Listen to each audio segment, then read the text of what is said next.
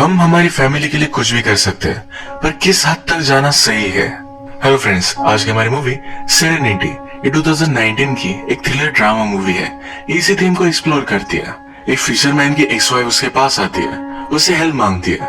उसे हेल्प करने के लिए एक किस हद तक जाएगा, ये इस मूवी की स्टोरी लाइन है। इस मूवी का एक्चुअल कंसेप्ट एक अलग लेवल का है, जो आपको इस वीडियो को देखने के बाद पता चलेगा। इसकी एंडिंग भी ट्विस्टेड है, तो लास्ट तक इस वीडियो को जरूर देखिएगा। वीडियो स्टार्ट करने से पहले मैं आप सबसे रिक्वेस्ट करना चाहता हूँ, अगर आपको वीडियो अच्छा लगता है तो प्लीज इस वीडियो को लाइक और कमेंट जरूर कर दीजिएगा। इससे चैनल को बहुत सपोर्ट मिलता है। बिना किसी देरी के इस ट्विस्टेड मूवी को एक्सप्लेन करना स्टार्ट करते हैं। मूवी स्टार्ट होती है और हमारा मेन कैरेक्टर, जिसका नाम है बेकर, एक टूरिस्ट को अपनी बोट पर फिशिंग करने के लिए लाया हुआ था। उसकी बोट पर उसका एक फ्रेंड भी काम करता है, जिसका नाम है ड्यूक। ये हमेशा टूना फिश की फिशिंग करते हैं। इनका आइलैंड, जिसका नाम है प्लेमथ, इस पर जो भी टूरिस्ट आते हैं वो हमेशा इन्हें पैसे देते हैं फिशिंग करने के लिए। आज भी ऐसे ही फिशिंग करने के लिए आए हुए थे। इन्होंने बेट डाली और बेकर को एक बड़ा सा टूना मिला। बेकर रियलाइज करता है जिस फिश को वो बहुत टाइम से ढूंढने की कोशिश कर रहा था, ये वही फिश है। एक बहुत बड़ा टूना फिश जो हमेशा बेकर के हाथ से निकल जाता है। उसकी जिद थी इसे तो वो पकड़ कर ही रहेगा। अकॉर्डिंग टू रूल्स इसे अब अपने टूरिस्ट को फिशिंग का रॉड देना चाहिए था, पर इस फिश को पकड़ने के लिए वो खुद ऑब्सेस्ड है। टूरिस्ट इस पर बहुत गुस्सा हो गए, उसे रॉड ले रहे थे और बेकर उन्हें चाकू दिखाता है और शांत रहने के लिए कहता है। पूरे दिन तक बेकर ने इसी फिश को पकड़ कर रखा। फाइनली इस फिश को मारने वाला था, पर फिर से फिश उसके हाथ से निकल गया। टूरिस्ट बहुत ही गुस्सा थे, इस ट्रिप के लिए उन्हें पैसे नहीं देंगे। बेकर के फ्रेंड ड्यूक को पैसों की जरूरत है, क्योंकि उसकी ग्रैंड डॉटर यूनिवर्सिटी में पढ़ती है। बेकर हमेशा इस तरह से कुछ न कुछ तो करता रहता है, तो इस वजह से वो ब्रोक हो चुका है। इन्होंने शिप में जो पेट्रोल डाला था उसके भी पैसे वापस नहीं आए। बेकर ड्यूक से कहता है कि तुम्हारे पैसे मैं वापस कर दूंगा। बेकर ड्यूक को इस डे के भी पैसे दे नहीं पाया। इसके बाद बेकर को हम डायन के साथ इंटीमेट होता देख सकते हैं। डायन का हस्बैंड उसके साथ नहीं है, उसका बेटा भी एक अलग सिटी में काम करता है। इस वजह से बेकर और डायन में अफेयर है। बेकर को पैसे की जरूरत थी, तो डायन ने उसे हेल्प की। बेकर यहाँ डायन को उसके बेटे के बारे में पूछता है। डायन के बेटे को भी सही से फिशिंग करना आता है। बेकर को लगता है कि अगर वो डायन के बेटे को फिशिंग के लिए लेकर गया तो शायद ये गुड लक होगा। अब अपने फ्रेंड ड्यूक को वो फिर से फिशिंग के लिए नहीं ले जा सकता, क्योंकि सही से उसे पे नहीं कर पाता। डायन के पास एक कैट थी जो गुम हो चुकी थी। वो बेकर को कहती है कि प्लीज मुझे वो कैट ढूंढ कर दो। इसके बाद वो बार में आया। यहाँ इस आइलैंड पर हर आदमी को हर एक चीज पता होती है। इसके पीछे का रीजन हमें आगे पता चलेगा। बारटेंडर को भी ये पता था, तो उसे कहता है कि अगर तुम इस फिश से इतने ऑब्सेस्ड हो तो तुम उसका नाम क्यों नहीं रखते। बेकर कहता है उसका नाम जस्टिस है। रात में बेकर ड्यूक के पास आया। उसने उसे पे कर दिया और कहा कल फिर से मेरे साथ आना। वो फिर से उस फिश को ढूंढने की कोशिश करने वाला है। बेकर रात में घर आकर फिर से ड्रंक हो गया। उसे अपने बेटे की याद आई। उसके साथ फिशिंग करने की मेमोरीज वो याद करता है। अगले दिन वो ड्यूक के साथ फिशिंग पर गया। पूरा दिन उसने वेट किया, पर फिर भी उसे वो टूना नहीं मिला। वापस आने के बाद वो ड्यूक से कहता है तुम मेरे लिए बैड लक हो। तुम्हारे बैड लक की वजह से तुम्हारी वाइफ भी मर गई। उसने जानबूझकर ड्यूक को हर्ट किया ताकि वो उसके साथ काम ना करे। एक अच्छी सी जॉब ढूंढ ले जिससे वो अपनी ग्रैंड डॉटर के लिए पैसे भेज सकता है। रात में जब बेकर बार में था तो उसके पास कैरन आई। कैरन उसकी एक्स वाइफ। उसे कहती है कहीं अकेले में मुझे तुमसे बात करनी है।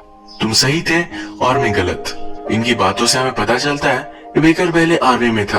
कैरन के साथ जब उसका डिवोर्स हुआ उसके बाद वो गायब हो चुका था। इस आइलैंड पर भी वो एक अलग नाम से रह रहा है। ये जब अकेले थे तो कैरन उससे कहती है मेरा हस्बैंड मुझे बहुत मारता है। वो पहले से वायलेंट था, पर अब वो एक अलग लेवल पर जा चुका है। बेकर पूछता है मेरे बेटे पैट्रिक का क्या। कैरन कहती है कि वो हमेशा अपने रूम में कंप्यूटर गेम ही खेलता रहता है। उसके टीचर कहते हैं कि वो बहुत ही टैलेंटेड है। कैरन नहीं चाहती उसका हस्बैंड फ्रैंक उसके बेटे को भी हर्ट करे, इसी वजह से उससे हेल्प मांग रही थी। वो कहती है कल मैं मेरे हस्बैंड के साथ तुम्हारे बोट पर फिशिंग पर चलूंगी। वो इसी में हम इसे मार डालेंगे। इस काम के लिए उसे $10 मिलियन देने वाली है। बेकर ने इसके लिए उसे मना कर दिया। जब कैरन चली गई तो बेकर को ढूंढते ढूंढते एक सूट में का आदमी आया हुआ था। इसका नाम है रीड। रीड अपनी वॉच देखता है और उसे टाइमिंग जरा ऑफ लगती है, क्योंकि बेकर उसके हाथ से निकल गया था। आज रात बेकर ने अलग फिश की फिशिंग की। उसे अच्छे से पैसे मिल गए। जब वो घर आया तो अपनी कैट ढूंढते ढूंढते डायन उसके घर आई थी। वो उसे पूछती है कल रात जिसके तुम साथ थे वो बहुत ही ब्यूटीफुल है। एक दो दिनों में उसका हस्बैंड भी आने वाला है। बेकर कहता है मैं उन्हें फिशिंग पर नहीं लेकर जाऊंगा। वो डायन से बात नहीं करता और क्लिफ से पानी में जंप करता है। उसे पानी में हमेशा अपने बेटे का प्रेजेंस महसूस होता है। उसमें और उसके बेटे में कुछ ना कुछ तो कनेक्शन है, जो इतने दूर होने के बाद भी वो एक दूसरे का प्रेजेंस महसूस करते हैं। इसके बाद कैरन का हस्बैंड फ्रैंक ये भी आइलैंड पर पहुंच गया। कैरन उसे जल्दी एक्सपेक्ट नहीं कर रही थी, पर उसे मिलने के लिए एक दिन पहले वो आ चुका था। आने के बाद तुरंत वो कैरन के साथ इंटीमेट होना चाहता था। उसने उसे अनड्रेस किया। नोटिस करता है कैरन की बॉडी पर एक मार्क है। उसके बारे में उसे पूछता है। कैरन को इसका रीजन पता नहीं था। इसके बाद उसने 1 घंटे तक अपनी बेल्ट से उसे बहुत मारा। नेक्स्ट सीन में बेकर फिशिंग के लिए जब हुक्स बाय कर रहा था, तभी वहां की रेडी उसे बताती है कैरन का हस्बैंड वापस आ चुका है। उसने उसे 1 घंटे तक बहुत मारा। जैसे कि हमें बताया गया है, इस टाउन में हर आदमी को हर चीज पता होती है। इस वजह से इस ओनर को भी पता था कैरन को उसके हस्बैंड ने मारा है। बेकर ने कुछ भी नहीं कहा और वहां से चला गया। वो जब बोट पर था तो उसके पास कैरन और फ्रैंक आया। फ्रैंक कहता है कि मेरी वाइफ बता रही थी कि तुम मुझे फिशिंग पर नहीं लेकर जाने वाले। बेकर कहता है मैंने कुछ वायलेशंस किए थे, इस वजह से मैं किसी को भी अकेले बोट पर नहीं लेकर जा सकता। फ्रैंक ने कहा इस आइलैंड पर कोई भी रूल नहीं है, वो अमीर है तो किसी को भी मैनिपुलेट कर सकता है। बेकर फिर भी इसके लिए मना कर रहा था। फ्रैंक कहता है कल तुम आओ या ना आओ, 7 बजे मैं तुम्हारे यहाँ वेट करूंगा। तुम्हें दिखा दूंगा कि पैसों की पावर क्या होती है। बेकर अपनी फिश सेल करने के लिए आया हुआ था। वहां का आदमी उसे कहता है तुम्हें कोई ढूंढ रहा था। यहाँ वही सूट वाले आदमी रेड की बात हो रही थी। नेक्स्ट सीन में हम देखते हैं कि बेकर अभी अभी डायन के साथ इंटीमेट हुआ। डायन बेकर से कहती है कि तुम बहुत ही जेंटल हो, कभी भी किसी को हर्ट नहीं कर सकते। जब भी मेरी कैट गुम हो जाती है तो मुझे हेल्प करते हो। मुझे लगता है तुम्हें कैरन को हेल्प करनी चाहिए। बेकर का फिर भी फ्रैंक को मारने का कोई भी प्लान नहीं था। अगली सुबह ड्यूक उसके पास आता है। उसे कहता है कि मैंने बोट पर सुना फ्रैंक तुम्हें उसे ले जाने का $10,000 देने वाला है। मुझे पैसों की जरूरत है, हम दोनों मिलकर उसे लेकर जा सकते हैं। बेकर कहता है तुम्हारा लक खराब है। ड्यूक कहता है कि मुझे पता है, मेरा सोचकर ही तुमने मुझे हर्ट किया था। बेकर फिर ड्यूक के लिए मान गया। यहाँ पर वो लैंड के ऊपर एक बर्ड देखता है जो हमेशा सी के ऊपर ही उड़ता है। ये बहुत ही अजीब था, जैसे कि वो बेकर को सी में चलने के लिए बुला रहा था। कैरन बेकर को समझाने के लिए फिर से उसके पास आए। बेकर कहता है मैं सिर्फ तुम्हें फिशिंग लेकर जाऊंगा, ये तुम्हारे हस्बैंड को नहीं मारने वाला। कैरन कहती है फ्रैंक मुझे और शायद हमारे बेटे को ही मारेगा। क्या ये सही होगा? मुझे पता है तुम दोनों में कनेक्शन है। हमारा बेटा तुम्हें कंप्यूटर स्क्रीन से देख सकता है। इसके बाद हम देखते हैं ये डायरेक्टली फिशिंग पर आए हुए हैं। फिशिंग पर फ्रैंक बेकर से पूछता है इस टाउन में कुछ कॉल गर्ल्स है, क्या उनके बारे में तुम्हें पता है? क्या उनका एड्रेस तुम मुझे दे सकते हो? बेकर ने इसके लिए मना कर दिया। उससे पूछता है कि तुम्हारा कोई बेटा है? फ्रैंक कहता है कि मेरा एक स्टेप सन है, वो हमेशा अपने कंप्यूटर पर ही लगा रहता है। मैंने एक दिन उससे पूछा दिन भर तुम यही क्यों करते रहते हो, तुम्हें कुछ अलग चीज करनी चाहिए। उसने मुझसे कहा कि अगर मैं गेम्स नहीं खेलूंगा तो तुम्हें मार डालूंगा। फ्रैंक कहता है एक दिन मैं ही उसे मार डालने वाला हूँ। इस पर बेकर को बहुत ज्यादा गुस्सा आ गया। वो उसे मार डालने वाला था, तभी इन्होंने एक बड़ा सा शार्क कैच किया। ये कैच कर फिर से वापस आते हैं। फ्रैंक को एक्चुअल में एक टूना फिश कैच करना है, तो इस वजह से कल वो फिर से फिशिंग के लिए आएगा। बोट पर जो भी हुआ ये सब ड्यूक ने सुना था। उसे पता चल गया कि इनमें कुछ ना कुछ तो कनेक्शन है। वो रात में बेकर से बात करता है। बेकर उसे सब कुछ सिचुएशन समझा देता है। ड्यूक ने कहा कि तुम किसी को मार नहीं सकते, तुम दिल के अच्छे आदमी हो, ये करना बहुत गलत होगा। फ्रैंक बेकर के बेटे को हर्ट कर सकता है। तब उसने डिसाइड किया है कि वो फ्रैंक को मारने वाला है। वो ड्यूक को कल उसके साथ आने के लिए मना करता है। बेकर जब अपने बोट पर था तो उसके पास कैरन आई। कैरन उसे एक रिंग दिखाती है, कहती है इसी रिंग से तुमने मुझे प्रपोज किया था। बेकर गराज में काम करता था, एक गाड़ी के पार्ट से उसने रिंग निकाली और यही कैरन को दी थी। वो कहती है हमारे बीच जो भी हुआ था ये सब कुछ चीजें मुझे याद है। एक ब्रिज के नीचे हम फर्स्ट टाइम इंटीमेट हुए थे, उसके साथ इंटीमेट होने की कोशिश कर रही थी। बेकर कहता है तुमने मुझे धोखा दिया है, लोग बदलते नहीं। कैरन ने उसे धोखा दिया, इसका रीजन ये भी था कि बेकर जब अपनी ड्यूटी से वापस आया तो बहुत ही डिस्टर्ब था। वो कैरन पर ध्यान नहीं देता था। कैरन कहती है कि मुझसे गलती हुई है, तुमने अभी अभी कहा कि लोग चेंज नहीं होते। उस रात बीच के पास जो लड़की थी मैं आज भी वही लड़की हूँ। वो उसके पास आई तो बेकर ने उसे किस कर लिया। ये दोनों यहाँ पर इंटीमेट हो जाते हैं। कैरन की बॉडी पर फ्रैंक के मारने के निशान भी थे। इंटीमेट होने के बाद कैरन उसे कहती है, क्या कल तुम उसे मार दोगे? बेकर कहता है कि हाँ, पर हम दोनों की रिलेशनशिप हम कंटिन्यू नहीं करेंगे। कैरन इसके लिए मान जाती है क्योंकि सिर्फ उसके बेटे को बचाना उसके लिए इम्पोर्टेंट है। बेकर जब घर पर आया तो रीड उसका बाहर ही वेट कर रहा था। उसे कहता है, तुम कल जो करने वाले हो इसके बारे में मुझे पता है। जिस चीज की तुम्हें जरूरत है ये चीज मैं तुम्हें दे सकता हूँ। बेकर इससे इंट्रिग था तो उसे उसने घर में इनवाइट कर लिया, ड्रिंक ऑफर किए। रीड फिर उसे एक इक्विपमेंट दिखाता है, कहता है एक फिश फाइंडर है, जिस टूना फिश को तुम हमेशा से ढूंढ रहे हो इसे तुम आसानी से ढूंढ सकते हो। हमारी कंपनी के लिए बहुत ही इम्पोर्टेंट है कि तुम उस फिश को ढूंढ लो। ये बात बहुत ही अजीब थी। बेकर ने पूछा, तुम कल के बारे में क्या जानते हो? रीड ड्रंक था तो उसने बोल डाला, कल उस आदमी को मत मारना। बेकर उस पर गुस्सा हो गया, उसे धमकाता है और पूछता है, तुम्हें उसके बारे में कैसे पता चला? रीड कहता है कि मुझे मत मारो, मैं सिर्फ इस गेम का हिस्सा हूँ, इस गेम के मैं रूल हूँ। ये बात बेकर को क्लियर नहीं थी तो रीड उसे समझाता है, यहाँ पर जो भी चल रहा है ये सब एक गेम है, हम सब एक गेम के अंदर है। इस गेम में छोटे छोटे हिस्से भी है, जैसे कि डायन की कैट ढूंढना, फिशिंग करना। पिछले कुछ दिनों से इसमें डिस्टर्बेंसेस आ रही है। तुम्हारा फ्रैंक को मारना इस गेम का पार्ट नहीं है। अकॉर्डिंग टू द रूल्स हम किसी भी आदमी को इस गेम में मार नहीं सकते। रीड को भी एक क्वेश्चन आया है कि क्रिएटर ने अब रूल्स क्यों चेंज कर दिए हैं। हमें पता चला कि इस गेम को जिसने क्रिएट किया है ये बेकर का ही बेटा पैट्रिक है। इसके बाद डायरेक्टली सुबह हुई। बेकर अपने अलार्म से जल्दी उठ गया था। वो जल्दी से बेड से उठने की कोशिश करता है पर ये गेम्स के रूल उसे रोक रहे थे। उसने फिर सब कुछ चीजें नोटिस करना स्टार्ट किया। आज बेकर जाकर फिश नहीं पकड़ने वाला तो गाड़ी के रेडियो पर भी आया कि जाओ और फिश पकड़ो।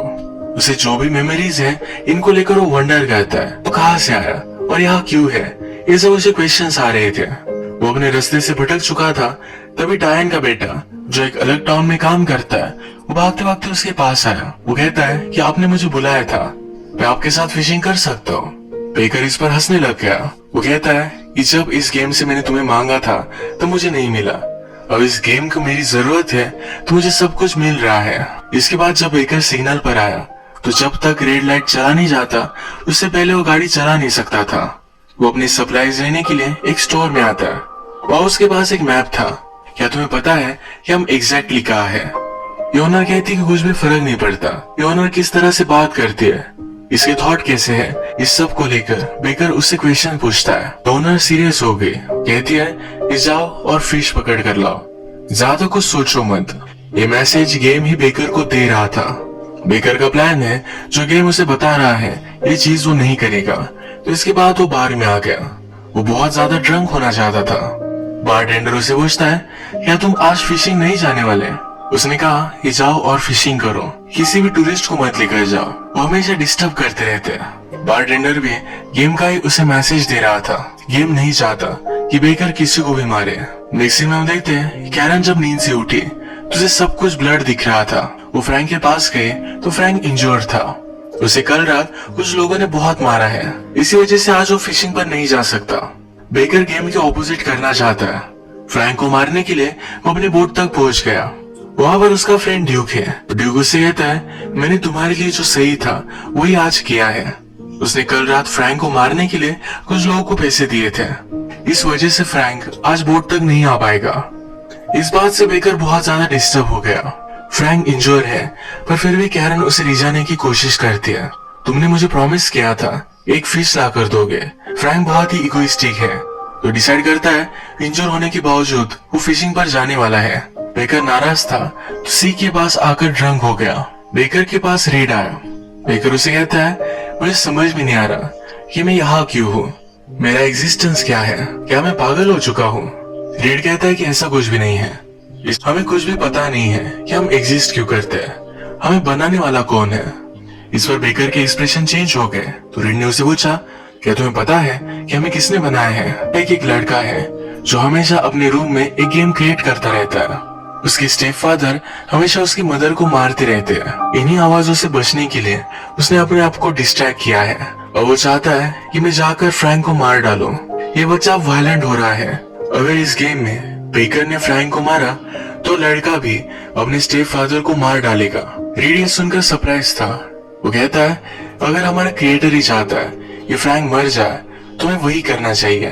वो उसे बता देता है कि कैरन ने फ्रैंक को मना लिया है, वो दोनों तुम्हारे बोट पर तुम्हारा वेट कर रहे हैं। बेकर ड्रंक था पर फिर भी जल्दी से बोट पर पहुंच जाता है। बेकर और कैरन दोनों फ्रैंक को बोट में बिठाकर सी में लेकर गए। ये उसे मारने वाले थे, तभी बोट में से डायन का बेटा बाहर निकला। उसने बेकर से कहा कि आपने मुझसे कहा था कि मैं आपका गुड लक हो, इसी वजह से मैं आपके साथ आ गया। गेम में ये जो सब रेजिस्टेंस आ रहे हैं ये रिप्रेजेंट करते हैं क्रिएटर पैट्रिक की इनर कॉन्फ्लिक्ट। वो अपने स्टेप डैड को मारने वाला है पर वो डरता है, क्या सही क्या गलत, इन सब चीजों को लेकर वो सोचता रहता है। इसी वजह से उसने गेम में भी ऑब्स्टेकल क्रिएट किए थे। डायन के बेटे के सामने बेकर मर्डर नहीं कर सकता, पर फिर भी उसने डिसाइड किया वो कुछ ना कुछ तो करेगा ही। उसने उसे ऊपर काम करने के लिए कहा। थोड़ी देर बाद एक बड़ा सा फिश इनके हुक्स में अटक गया। ये वही बड़ा फिश था जो हमेशा से बेकर ढूंढना चाहता था। इसे कंट्रोल करना बहुत ही हार्ड है। फ्रैंक तो फिशिंग करने के लिए आया था। फिश का रॉड बेकर उसके हाथ में दे देता है। फिश बहुत ही स्ट्रांग है तो फ्रैंक उसे कंट्रोल नहीं कर पाया। फ्रैंक फिश के साथ ही पानी में गिर गया। फिश और फ्रैंक दोनों अटैच थे तो ये फिश उसे अपने साथ लेकर गया। ये सब एक एक्सीडेंट की तरह लगा तो डायन के बेटे को कुछ भी शक नहीं गया। बेकर को कोई भी लीगल ट्रबल नहीं होगा। इसके पैरेलल में रियल वर्ल्ड में हम देखते हैं पैट्रिक जाकर अपने स्टेप डैड को मार डालता है। फिर पुलिस को बुलाया गया। पैट्रिक की मदर ने कहा मेरा हस्बैंड मुझे मार रहा था, पैट्रिक मुझे बचाने के लिए आया। सेल्फ प्रोटेक्शन के लिए उसने अपने स्टेप डैड को मार डाला। पैट्रिक की जब हियरिंग हुई तो उस पर कोई भी चार्जेस नहीं लगे। पैट्रिक का घर हमें दिखाया जाता है जिसमें हम बेकर का फोटो देख सकते हैं। पैट्रिक के रियल डैड ये भी आर्मी में थे, वहीं पर उनकी डेथ हो चुकी थी। उसके बाद उसकी मदर ने फिर से शादी की। उसका हस्बैंड उसे बहुत मारता था, इसी वजह से पैट्रिक ने उसे मार डाला। मूवी के गेम में हम जो भी सिचुएशन देख रही थी ये सब पैट्रिक की सिचुएशन से सेम थी। अब हम गेम में देखते हैं फ्रैंक तो मर चुका है। जैसे बेकर ने कहा था कि वो और कैरन एक साथ नहीं रह सकते, तो कैरन उसे छोड़कर जा रही है। कैरन उसे कहती है कभी ना कभी तुम पैट्रिक से मिलोगे। जैसे कैरन ने कहा था वैसे पैट्रिक का कॉल बेकर को आया। बेकर उससे बात कर बहुत ही खुश था। पैट्रिक कहता है कि अब मैं गेम में कुछ चेंजेस करूंगा। वो इस तरह से इसे डिजाइन करेगा कि वो खुद आकर बेकर से मिल सकता है। गेम में चेंजेस हुए और पैट्रिक ने उसका खुद का कैरेक्टर इंट्रोड्यूस किया।